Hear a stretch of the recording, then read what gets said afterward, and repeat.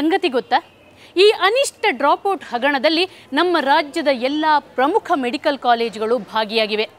ಈ ಬಗ್ಗೆ ಸಾಕಷ್ಟು ಬಾರಿ ಮಾಧ್ಯಮಗಳು ಬೆಳಕು ಚೆಲ್ಲಿವೆ. ಕೆಲ ಆರೋಪಿಗಳಿಗೆ ಶಿಕ್ಷೆಯೂ ಆಗಿದೆ.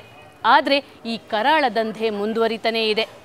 ನಾವು ಈ ದಂಧೆಯ ಬೆನ್ನತ್ತಿ ರಹಸ್ಯ ಕಾರ್ಯಾಚರಣೆ ಮಾಡಿದಾಗ ನಾವು ನೇರವಾಗಿ ತಲುಪಿದ್ದು ಬೆಂಗಳೂರಿನ, ಅದರಲ್ಲೂ ರಾಜ್ಯದ ಪ್ರತಿಷ್ಠಿತ ಮೆಡಿಕಲ್ ಕಾಲೇಜ್ ಕಿಮ್ಸ್ನತ್ತ.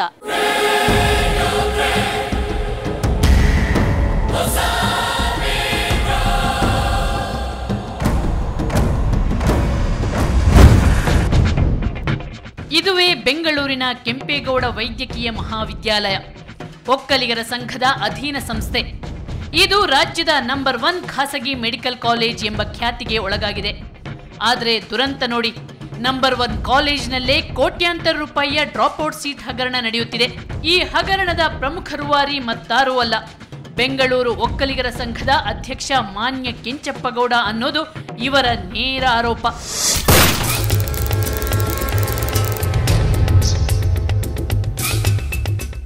ಎಷ್ಟು ಜನ ಚೀಟ್ ಆಗಿದ್ದಾರೆ ಕೆಂಪೇಗೌಡ ಮೆಡಿಕಲ್ ಕಾಲೇಜಲ್ಲಿ, ಎಷ್ಟು ಜನ ತಿರುಗ್ತಾ ಇದ್ದಾರೆ, ಅದಕ್ಕೆಲ್ಲ ಉತ್ತರ ಕೊಡಬೇಕಾದ್ರೆ ಕೆಂಚಪ್ಪಗೌಡರು is the responsible for whole and ಸೋಲ್.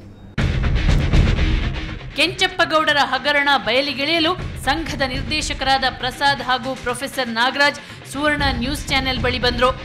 ಸಾಕಷ್ಟು ಮಾಹಿತಿಗಳನ್ನು ನೀಡಿದ್ರು, ದಾಖಲೆಗಳನ್ನು ಒದಗಿಸಿದ್ರು. ಇವರ ಮಾಹಿತಿಯ ಬೆನ್ನತ್ತಿ ಹೊರಟಿತು ಸುವರ್ಣ ನ್ಯೂಸ್ ತಂಡ. ಈ ನಿರ್ದೇಶಕರೊಂದಿಗೆ ನಮ್ಮ ತಂಡ ಕಾಲೇಜಿಗೆ ದಿಢೀರ್ ಭೇಟಿ ಕೊಟ್ಟು ಡ್ರಾಪ್ಔಟ್ ವಿದ್ಯಾರ್ಥಿಗಳ ದಾಖಲೆಗಳನ್ನು ಸೀಸ್ ಮಾಡಿತು. ಈ ದಾಖಲೆಗಳನ್ನು ಪರಿಶೀಲಿಸಿದಾಗ ಅಚ್ಚರಿಯ ಅಂಶಗಳು ಬೆಳಕಿಗೆ ಬಂದವು. ಅದೇನೆಂದ್ರೆ, ಈ ಕಾಲೇಜಿನಲ್ಲಿ ಒಟ್ಟು 48 ಕಾಮೆಡ್ಕೆ ಸೀಟ್ಗಳಿವೆ. ಈ ಪೈಕಿ 24 ವಿದ್ಯಾರ್ಥಿಗಳು ಒಂದೇ ಒಂದು ದಿನ ಕೂಡ ತರಗತಿಗೆ ಹಾಜರಾಗಲಿಲ್ಲ. ಅಂದ್ರೆ ಇವು ಡ್ರಾಪ್ಔಟ್ ಸೀಟ್ಗಳು. ಇವರಲ್ಲಿ ಹೆಚ್ಚಿನ ವಿದ್ಯಾರ್ಥಿಗಳು ಉತ್ತರ ಭಾರತದವರು. ಈ ಸೀಟ್ಗಳನ್ನು ಮಾರಿ ಕೋಟಿ ಕೋಟಿ ಗಳಿಸಲು ಕೆಂಚಪ್ಪಗೌಡರು ರೆಡಿಯಾಗಿದ್ದಾರೆ ಅಂತಾರೆ ಇವರು. ಪ್ರತಿ ವರ್ಷನೂ ಮಾಡ್ಕೊಂಡ್ಬಂದಿದ್ದಾರೆ, ನಮ್ಗೆ ಗೊತ್ತಿಲ್ಲ ಇದು. ಈ ವರ್ಷ 24 ವಿದ್ಯಾರ್ಥಿಗಳನ್ನು ಡ್ರಾಪ್ಔಟ್ ಮಾಡಿಸಿದ್ದಾರೆ, ಕೋಟ್ಯಾಂತರ ರೂಪಾಯಿ ದುಡ್ಡು ಮಾಡಿದ್ದಾರೆ. ಸಂಸ್ಥೆಗೆ ಇದರಿಂದ ಏನು ಪ್ರಯೋಜನ ಆಗೋದಿಲ್ಲ ಮೇಡಮ್. ಕಾಮೆಡ್ಕೆಗೆ ಸರ್ಕಾರ ಫೀಸ್ ನಿಗದಿ ಮಾಡಿದೆ, ಶುಲ್ಕ ನಿಗದಿ ಮಾಡಿದೆ, ಅಷ್ಟು ಬರುತ್ತೆ ಅಷ್ಟೇ. ನಮಗೆ ಅವರಿದ್ರೂ ಬರ್ತದೆ, ಬೇರೆ ಇರೋರಿದ್ರೂ ಬರ್ತದೆ ನಮಗೆ ಸಂಸ್ಥೆಗೆ. ಈ ರೀತಿ ಮಾಡೋದ್ರ ಮುಖಾಂತರ ನಮ್ಮ ಸಂಸ್ಥೆಗೆ ದ್ರೋಹ ಮಾಡ್ತಾ ಇದ್ದಾನೆ ಕೆಂಚಪ್ಪಗೌಡ, ಜನಾಂಗಕ್ಕೆ ದ್ರೋಹ ಮಾಡ್ತಾ ಇದ್ದಾನೆ. ಜೊತೆಗೆ ಹೊರಗಡೆ ಸಮಾಜದಲ್ಲಿ ತಾನು ಬಹಳ ನಿಷ್ಠಾವಂತ ಅಂತ ಹೇಳ್ಕೊಂಡು ಚುನಾವಣಾ ಪ್ರಣಾಳಿಕೆಯಲ್ಲಿ ಇನ್ನಿಲ್ಲದ ಘೋಷಣೆಗಳನ್ನು ಮಾಡಿಕೊಂಡು ಈಗ ಹಣನ ಡ್ರಾಪ್ಔಟ್ ದಂಧೆಯ ದೊರೆಯಾಗೋಗಿದ್ದಾನೆ. ಕೋಟಿ ಕೋಟಿ ಹಣನ ಲೂಟಿ ಹೊಡಿತಾ ಇದ್ದಾನೆ. ನಮ್ಮ ತಂಡದ ಕಾರ್ಯಾಚರಣೆ ವೇಳೆ ಇನ್ನೊಂದು ಕುತೂಹಲಕಾರಿ ಅಂಶ ಬೆಳಕಿಗೆ ಬಂತು. ಅದೇನೆಂದ್ರೆ, ಕೆಂಚಪ್ಪಗೌಡರು ಡ್ರಾಪ್ಔಟ್ ಸೀಟ್ಗಳ ಭರ್ತಿಗೆ ಈಗಾಗಲೇ ಪೂರ್ವಭಾವಿ ತಯಾರಿಯೂ ನಡೆಸಿದ್ರು. ಅಲ್ಲಿ ಒಕ್ಕಲಿಗ ಸಮುದಾಯಕ್ಕೆ ಸೇರಿದ 6 ವಿದ್ಯಾರ್ಥಿಗಳನ್ನು ಕಾನೂನು ಬಾಹಿರವಾಗಿ ಕ್ಲಾಸಲ್ಲಿ ಕೂರಿಸಿದ್ರು. ಉಳಿದ ಸೀಟುಗಳು ಬೇರೆಯವರಿಗೆ ಮಾರಲು ವೇದಿಕೆ ಸಿದ್ಧಗೊಳಿಸಿದ್ದಾರೆ. ಈ ಬಗ್ಗೆ ಪ್ರಾಂಶುಪಾಲರ ಬಳಿ ಕೇಳಿದಾಗ ಅವರು ಈ ರೀತಿಯ ಅಸಹಾಯಕತೆ ವ್ಯಕ್ತಪಡಿಸ್ತಾರೆ. ಹೇಳಿದೆ ಬೇಡ ಅಂತ ಹೇಳಿದೆ. ಅದೇ ಇದನ್ನ ಈಗ ಕಾಮೆಡ್ಕೆ ಅವರು ಇವರೆಲ್ಲ ಈ ಥರ ಎಲ್ಲ ಆಗ್ತಾ ಇರೋದನ್ನ ನಿಲ್ಲಿಸೋದಕ್ಕೆ ನಾನು ನೋಡಿ ಆಗಲೇ ಹೇಳಿದ್ದೀನಿ. ಪೇರೆಂಟ್ಸ್ ಕರ್ಕೊಂಡ್ಬಂದು ಅದನ್ನೇ ಅವರು ಅದನ್ನ ನನ್ನ ಮಾತಿಗೆ ಬೆಲೆ ಕೊಡದೆ ಹೋದ್ಮೇಲೆ ನೆಕ್ಸ್ಟ್ ಬಂದಿರೋ ಕ್ಯಾಂಡಿಡೇಟ್ಸ್ಗಳು ಖಂಡಿತ useless candidates, they are worthy of replacement. ಏನ್ ಗೌಡ್ರೆ ಹೀಗೆಲ್ಲ ಮಾಡ್ತಿದ್ದೀರಲ್ಲ ಅಂತ ಬಿ ಕೆಂಚಪ್ಪಗೌಡ್ರನ್ನೇ ಕೇಳಿದ್ರೆ ಅವ್ರಂತಾರೆ, ಅಷ್ಟಿದೆ ಡ್ರಾಪ್ಔಟ್ ಇಷ್ಟಿದೆ ಡ್ರಾಪ್ಔಟ್ ಅಂತೇಳಿ ಬಂದು ಯೂನಿವರ್ಸಿಟಿಯವರು ಇವರು ಎಲ್ಲನೂ ಸುಮ್ಮನೆ ನ್ಯೂಸೆನ್ಸ್ ಮಾಡ್ತಾರೆ. ಇದನ್ನು ಸದ್ಯಕ್ಕೆ ನಿಲ್ಲಿಸಿ ನೀವೇನು ಮಾಡಬೇಕು, ಜನರಲಾಗಿ ತೊಗೊಳ್ಳಿ. ಮೆಡಿಕಲ್ ಕಾಲೇಜಿನಲ್ಲಿ ಹಿಂಗೆ ಆಗ್ತಾ ಇದೆ, ಇದನ್ನು ತಡೀಬೇಕು. ಪಾಪ ಏನನ್ನ ಮೆಡಿಕಲ್ ಕಾಲೇಜುಗಳಲ್ಲಿ ಎಲ್ಲ ಕಾಲೇಜಲ್ಲೂ ಈ ಥರ ಒಂದು ದಂಧೆ ನಡೆಯುವಂಥ ಅವಕಾಶ ಇದೆ. ಇನ್ನು ಆ 6 ಮಕ್ಕಳನ್ನ ಕಾನೂನು ಬಾಹಿರವಾಗಿ ಕ್ಲಾಸಲ್ಲಿ ಕೂರಿಸಿದ್ದೀರಲ್ಲ ಅಂದ್ರೆ, ಕ್ಲಾಸಲ್ಲಿ ಈಗ ನಾವೇನಾದ್ರು ಬಂದರೆ ನಾವು ಕ್ಲಾಸ್ಗೆ ಒಂದು ಅರ್ಧ ಗಂಟೆ ಕೂತ್ಕೊಂಡು ಓದ್ತೀರಿ ಸರ್ ಅಂತಂದರೆ ಏನದು ಅದು ತಪ್ಪ? ನೀವು ಹೇಳಿ. ಏನು ಇವಾಗ ನೀವು 50 ಜನಕ್ಕೆ ಪಾಠ ಮಾಡೋವಾಗ 51ನೇ ಮಾಡೋದು ಏನಾಗ್ತದೆ?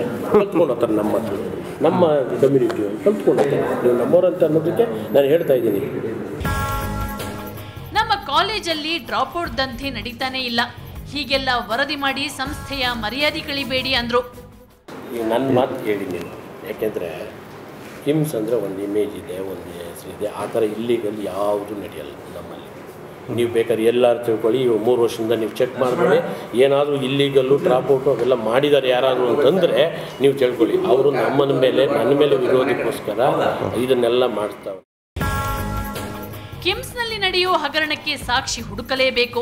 ಪ್ರತಿಭಾವಂತರ ಡಾಕ್ಟರ್ ಆಗೋ ಕನಸನ್ನ ಕಣ್ಣಂಚಿನಲ್ಲೇ ಕರಗುವಂತೆ ಮಾಡೋ ಕಿಮ್ಸ್ನಂಥ ಕಾಲೇಜುಗಳ ಈ ಭಾರೀ ಹಗರಣ ಬಯಲಿಗೆಳೆಯಲು ನಾವು ನಿರ್ಧರಿಸಿದೆವು. ಈ ಕರಾಳ ದಂಧೆಯ ಸೂತ್ರಧಾರಿಗಳಾದ ಏಜೆಂಟ್ಗಳ ಪತ್ತೆ ಕಾರ್ಯ ಪ್ರಾರಂಭ ಆಯಿತು.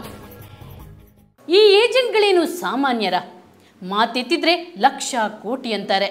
ಇವರಿಗೆ ರಾಜ್ಯ ರಾಷ್ಟ್ರ ಮಟ್ಟದ ದೊಡ್ಡವರ ಲಿಂಕ್ ಇದೆ. ಅಷ್ಟೇ ಅಲ್ಲ, ಇವರಿಗೆ ಭೂಗತ ಲೋಕದ ನಂಟು ಇದೆ. ಇಂಥವರನ್ನ ಪತ್ತೆ ಹಚ್ಚಿ ಇವರ ರಹಸ್ಯ ಬಯಲಿಗೆಳೆಯೋದು ಅಷ್ಟು ಸುಲಭದ ಕೆಲಸ ಅಲ್ಲ. ಆದರೆ ನಮ್ಮ ವರದಿಗಾರ ಜೈಶಂಕರ್ ಮಾಡಿದ ಸಾಹಸವನ್ನ ನೀವೇ ನೋಡಿ.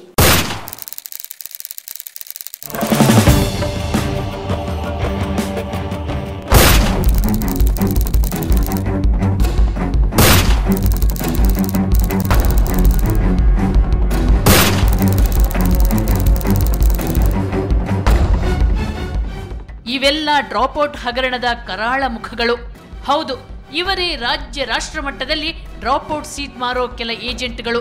ನಮ್ಮ ರಹಸ್ಯ ಕಾರ್ಯಾಚರಣೆ ಬಲೆಗೆ ಮೊದಲು ಬಿದ್ದವರೇ ರಾಜಗೋಪಾಲ ರೆಡ್ಡಿ.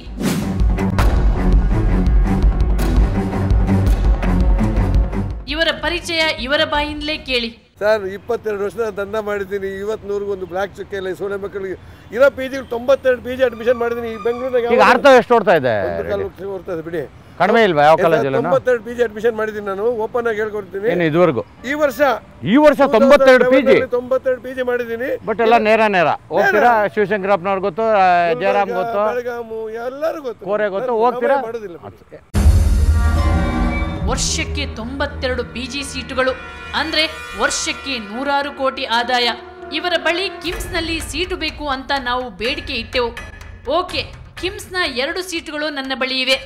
ಒಂದು ಸೀಟಿಗೆ 13 ಲಕ್ಷ ಅಡ್ವಾನ್ಸ್ ಕೊಡಬೇಕು ಅಂದ್ರು. ಈ ಹಣ ಡ್ರಾಪ್ಔಟ್ ಆಗೋ ವಿದ್ಯಾರ್ಥಿಗೆ ಸಂದಾಯ ಆಗುತ್ತಂತೆ. ಆತನ ಸಹಿ ಹೆಬ್ಬೆಟ್ಟಿರುವ ಖಾಲಿ ಹಾಳೆಗಳನ್ನು ಪಡೆದೆವು.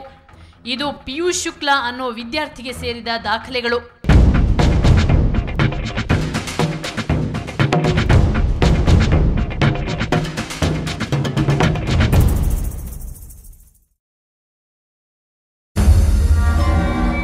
ದಾಖಲೆಗಳನ್ನು ಜೆರಾಕ್ಸ್ ಮಾಡಿ ವಾಪಸ್ ಕೊಡ್ತೀವಿ ಅಂದ್ವಿ.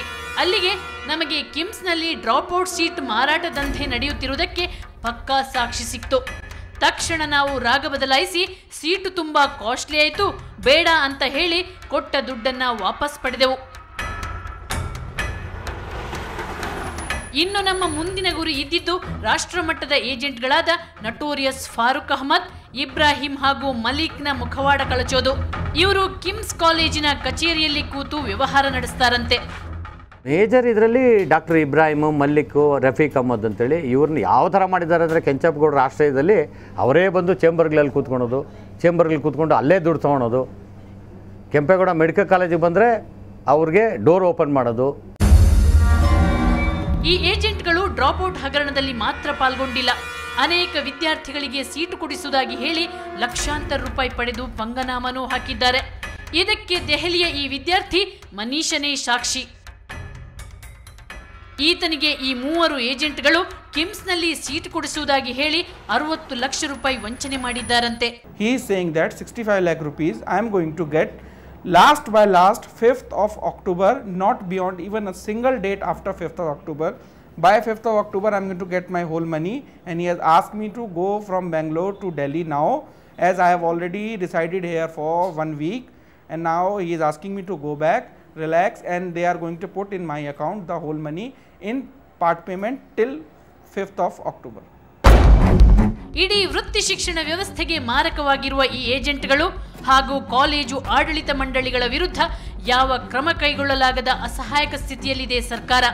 ಯಾಕಂದ್ರೆ ಸರ್ಕಾರದಲ್ಲಿರುವ ಹೆಚ್ಚಿನ ಸಚಿವರು, ಶಾಸಕರು ಮೆಡಿಕಲ್ ಕಾಲೇಜುಗಳ ಒಡೆಯರೇ. ಅಲ್ಲಿಗೆ ಕಿಮ್ಸ್ ಕರ್ಮಕಾಂಡ ಬಯಲಿಗೆ ಬಂತು. ಆದರೆ ಈ ರಹಸ್ಯ ಕಾರ್ಯಾಚರಣೆ ವೇಳೆ ಸ್ಫೋಟಕ ಮಾಹಿತಿಗಳನ್ನು ಏಜೆಂಟ್ಗಳು ಬಹಿರಂಗಪಡಿಸಿದ್ರು.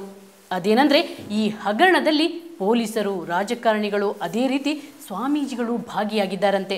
ಆ ಎಲ್ಲ ಮಾಹಿತಿನ ಹೇಳ್ತೀನಿ ಒಂದು ಸಣ್ಣ ಬ್ರೇಕ್ನ ನಂತರ.